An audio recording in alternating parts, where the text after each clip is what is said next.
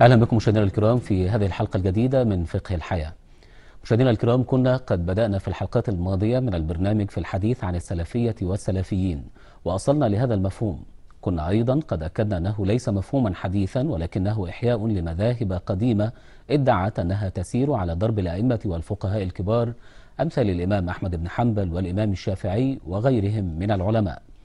عرضنا في الحلقات الماضية كيف انحرف التابعون لهذا المذهب عن أصول الشرع الحنيف وسقطوا في التجسيم والتشبيه للذات الإلهية. حلقة اليوم إن شاء الله تأتي استكمالا لما عرضناه في الحلقات السابقة، ونتناول فيها الجانب الحسي في المذهب السلفي المعاصر. نبدأ كعادتنا دائما بترحيب بضيفنا الكريم والدائم في حلقات البرنامج، فضيلة الدكتور أحمد الطيب رئيس جامعة الأزهر. أهلا بك فضيلة الدكتور. أهلا وسهلا. نستأذنكم مشاهدينا في الخروج إلى فاصل قصير، ثم نبدأ بعده نقاشنا إن شاء الله.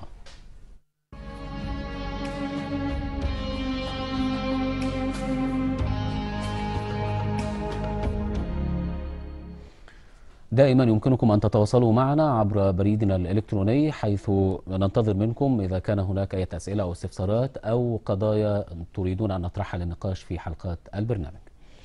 فضيلة الدكتور، يعني كما وضحت في بداية الحلقة، ربما هذا الموضوع استغرق منا حلقات وحلقات سابقة، ولكن يعني نلمح أن فضيلتك عندك رغبة أكيدة للاستمرار في الحديث في هذا الموضوع. ربما يعني من المفيد أن نعرف لماذا هذا الإصرار من فضيلتك للتأكيد على تناول هذه القضية. بسم الله الرحمن الرحيم، الحمد لله والصلاة والسلام على سيدنا رسول الله. وبعد، أولا حضرتك تعلم أني مر شهر رمضان دون تقريبا يعني جديد في هذا الموضوع، فلا يخصم مني يعني لا يخصم من كم الحلقات المخصص لهذا الموضوع. ثانيا، موضوع السلفية ده موضوع يعني معقد وشائك ومشكل حقيقة، لأنه استغل لضرب الوسط من جميع الجهات الخارجة على الوسط. طبعا نحن تحدثنا في أكثر من حلقة أن السلفية المعاصرة سلفية تدعي الانتماء إلى السلف الحقيقي وسلف الأمة، وهم علماء الأمة وكثير من علمائها وأئمتها الذين اتخذوا لهم سمتا معينا في التعامل مع النصوص. هذا موجود، السلف الحقيقي موجود.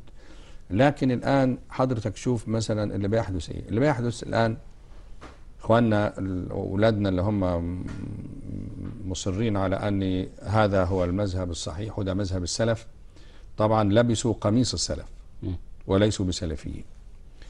أيضا يضرب الوسط الإسلامي الحقيقي من قلة من مثلا العلمانيين الذين وهم قلة لحسن الحظ، الذين يريدون أن يهيلوا التراب على تاريخ ثقافة الأمة. فأي شيء مثلا يريدون أن يهجموا عليه أو يعني يهيئوا النفوس ونفس القارئ ونفس، حتى في الجرائد يحدث هذا، علشان ينتزع أو علشان يعتموا عليه أو عشان يهدموه أو يهيلوا عليه التراب، يأخذون من يصفونه بأنه السلفية، ده يعني الحركة السلفية أو الاتجاه السلفي الرجعي. فإذا يأخذون منهم دليلا على الإسلام، دليلا على الإسلام ليهاجموا الإسلام. فمن هنا وجب فعلا الاستمرار في هذه الحلقة أو في هذه الحلقات لبيان ما معنى السلف، من هم السلف. هل ممكن أن أنا الآن أضرب ثقافة الأمة 14 قرن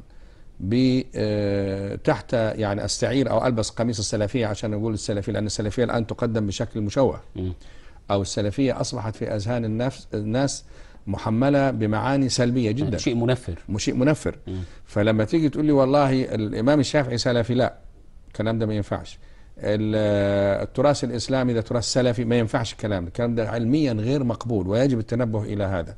فإذا السلفية، مسألة السلفية ومصطلح السلفية المعاصر عمل لنا مشاكل على أكثر من جبهة.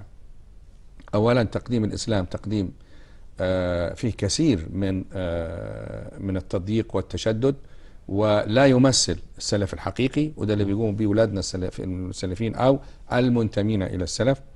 ثانيا هذا المصطلح أيضا حينما يراد يعني تغريب ذهن الأمة وتغريب عواطف الأمة عن تراثها وعن تاريخها وعن ثقافتها وحضارتها والرمي بها في أحضان ثقافات أخرى غربية، أيضا يتم ضرب ده كله تحت لافتة أن ده سلف.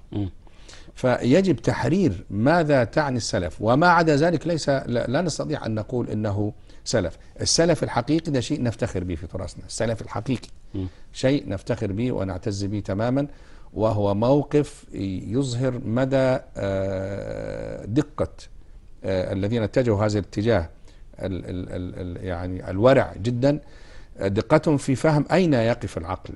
وهؤلاء السلف أبدا لم يشذوا عن صحيح الإسلام. بالعكس، ده هم قلب الإسلام، قلب الإسلام. لكن ليسوا هم في الميدان وحدهم، معهم الذين يعني دخلوا في معركة، كما قلنا قبل ذلك، دخلوا في معركة التفسير المتشابهات في القرآن الكريم. دائما منطلقنا في السلف وغير السلف هو الآيات المتشابهات، والآية التي تحدثنا عنها في سورة آل عمران كثيرا، أن هناك آيات محكمات وهناك آيات متشابهات. وأن المتشابهة الناس فريقين، علماء الأمة أو أئمة الأمة، ده السلف الصحيح. فريق وقف من هذه الآيات، وهذه الآيات مشكلتها إيه؟ مشكلتها أن ظاهرها أو أنه يفهم في ذهن العوام وذهن الناس وذهن القراء الذي يقرأ القرآن لأول وهلة أن الله يشبه بعض خلقه في أعضاء جسمية. حين مثلا يوصف الله بأن له يدا، وردت آيات في القرآن في اليد، مثلا يد الله فوق أيديهم فاصبر فإنك بأعيننا. أضيفت العين إلى الله سبحانه وتعالى، أضيفت اليد إلى الله، أضيفت القدم، أضيف إليه فعل النسيان، نسوا الله فنسيهم، أضيف إليه فعل المجيء، وجاء ربك، الإتيان، النزول، الضحك. أسقطوا على الله لا، مش هذه الآيات، لا هذه الآيات موجودة.